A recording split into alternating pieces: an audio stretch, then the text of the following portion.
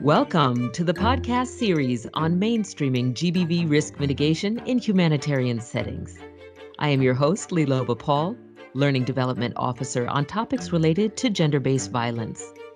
This work is brought to you by the Safe from the Start Project, a collaboration between UNHCR's Division of International Protection and the Global Learning and Development Center in Budapest. Our topic today is program and mainstreaming GBV risk mitigation. It is my pleasure to have with me Hadir Shady, UNHCR Head of Field Office in Alexandria, Egypt. Welcome, Hadir. Welcome, Liloba. How are you? Thank you very much for having me. Yes. Well, let's just jump right into the questions. Before your current role, Hadir, you were previously a program officer, yes? Yes, I was. Yes, and could you share with us a bit about your experience with mainstreaming GBV risk mitigation and your activities as a program officer? Okay, well, in UNHCR Egypt operation, we prioritize GBV prevention, risk mitigation, and multi-sectoral response in all our operational responses. My role allowed me to participate in 2 workshops in 2018 and 2019 on mainstreaming GBV risk mitigation in programming.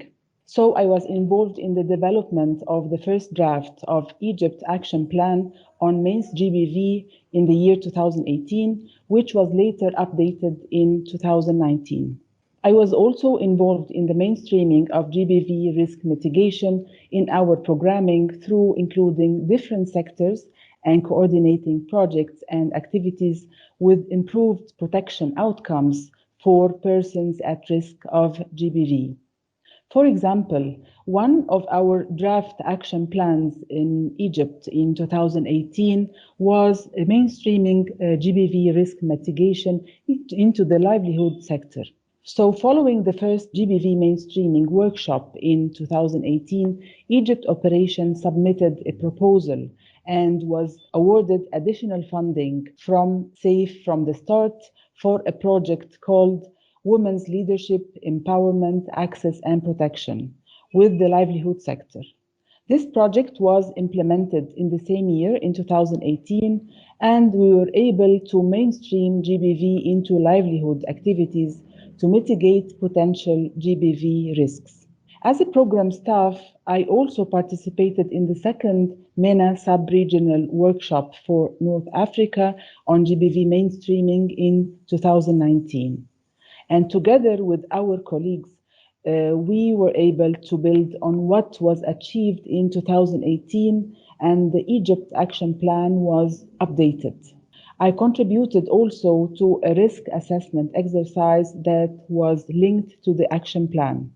In 2020, we again submitted a proposal that was funded by Safe from the Start project to implement a GBV mainstreaming project linking not only livelihood but also child protection by targeting aging out unaccompanied children. Yes, and it sounds like your role was critical to the success of these actions that took place. As a program officer, how did you see your role and responsibility working in a multifunctional team to mainstream GBV risk mitigation? Well, I see my role and responsibility is to contribute to the raising of the awareness of staff on the importance of GBV mainstreaming and the efforts of the UNHCR in this regard. So my role includes ensuring that our programming is carried out in line with the operations action plan, which also aligns with UNHCR GBV policy, in particular the section on mainstreaming and core action pertaining to risk mitigation. In addition, I should also regularly advocate for using the Interagency Standing Committee or IASC guidelines on integrating GBV in humanitarian actions during our programming for our projects. These guidelines could help a lot in mainstreaming process of different sectors in GBV risk mitigation and prevention activities. Actually, lots of efforts have been done to this document, which makes it now a very user-friendly tool for programming and mainstreaming GBV in mitigation activities. That makes sense. Your role in this regard is even further supported now that the GBV policy provides a clear framework for this work to continue. What were some of the challenges you faced? Yes, actually, there are, of course, some challenges. First, the limited budget. Every year we are facing a reduction of budget, which limits, of course, our programming and does not help us to meet the needs of our persons of concerns or to meet all the needs of our persons of concern and to properly respond to their issues, including those activities related to mainstreaming of GBV risk mitigation. Also, I can mention the coordination with partners. Mainstreaming activities for GBV risk mitigation requires the involvement of several sectors at UNHCR, as well as the involvement of different partners who actually implement the activities. Coordination with partners can sometimes be challenging in terms of their readiness and willingness to implement activities for mainstreaming in collaboration with our partners and UNHCR. Lastly, I can mention another challenge also, which is raising the awareness on GBV mainstreaming. Continuous awareness raising on mainstreaming GBV risk mitigation for staff and partners is crucial to ensure the effectiveness of programming and involvement while considering the turnover of staff. Therefore, this process should be an ongoing and we regularly conduct these activities. These three are certainly not only challenges in your operation. Certainly, there are other operations facing similar challenges. As you pointed out, staff need to know their roles and responsibilities. I would add that this need for continuous capacity development is helpful for new members of the workforce and also those longer in the operation to mainstream GBV risk mitigation in their respective areas of responsibility, and also for sector staff to know how to handle safe disclosure of GBV and referrals, that second part of mainstreaming. There's also some good work that's already taking place. Do you have an example of a promising practice you carried out with your team in Alexandria? Yes, I can mention some good examples. During 2020, this current year, UNHCR cooperated with UNFPA on providing interim cash assistance for persons at risk of GBV.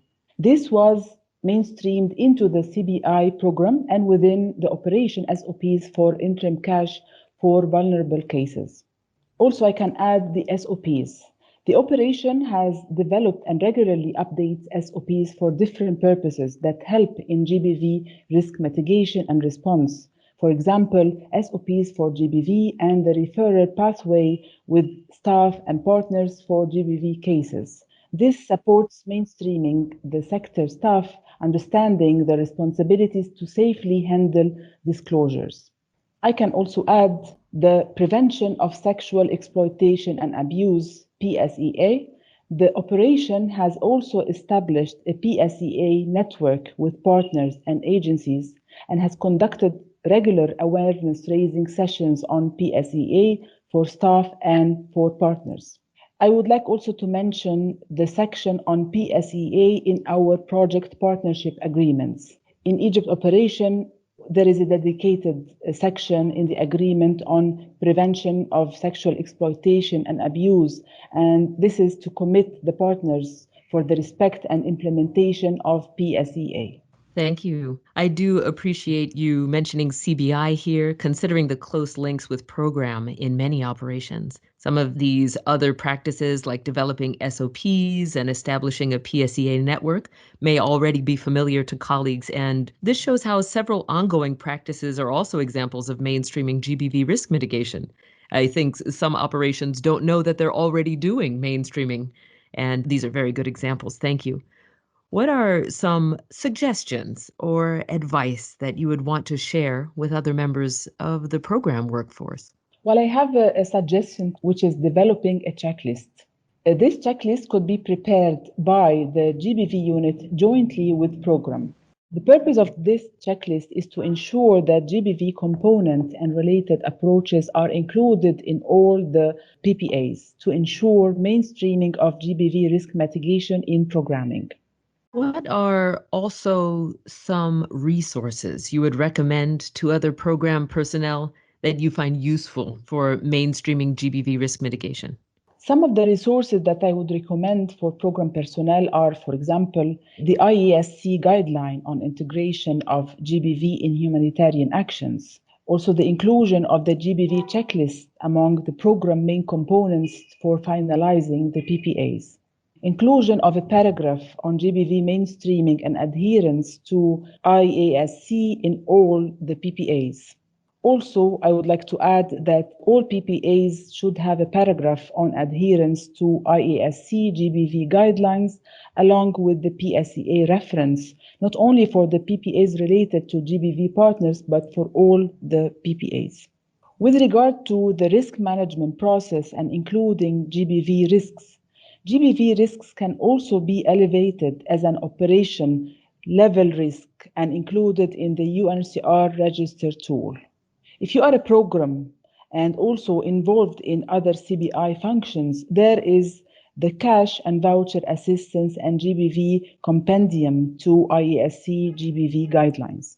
Thank you, Hadir, for sharing your experience with mainstreaming GBV risk mitigation related to program and for recommending some resources that other program colleagues can use. You're most welcome. It was very nice to be here with you.